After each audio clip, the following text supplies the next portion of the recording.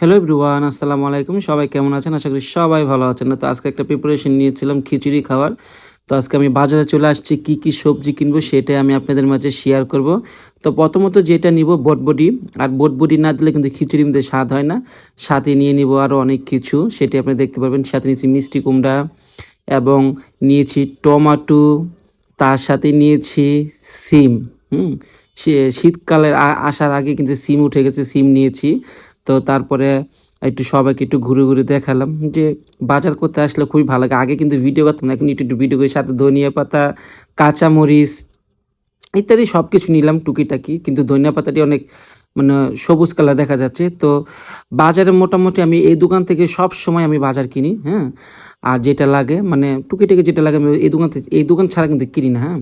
তো আমার থেকে একটু কমও রাখে উনি, যে বলে যে, "ভাইয়া ভিডিও বানান, খুব ভাল লাগে।" এইজন্য নাকি আমার থেকে একটু কম রাখে। তো যাই হোক, সুন্দর সুস্থভাবে আপনারা বেঁচে থাকবেন এই সমস্ত সবজি খেয়ে। আর সবজি খেলে কিন্তু শরীর স্বাস্থ্য ভালো থাকে। সাথে নিয়ে নিলাম খিচুড়ির জন্য নিয়ে নিচ্ছি আমি মুরগির পাখনা। এগুলো নিয়েছিল ৯০ টাকা কেজি। তো আমি ১ কেজি নিলাম। সাথে আমার ছেলের জন্য চিংড়ি মাছ নিলাম। আর চিংড়ি মাছটা বরাবর মতন আমার ছেলে খুবই পছন্দ করে। আর মেয়ের তো কি বলবো, খাওয়া একদম উচিত। তো দেখেন, সবাই ভালো থাকবেন, সুস্থ থাকবেন। আমার ব্লগটা দেখলে সবাই একটু শেয়ার করে দেবেন। টাটা।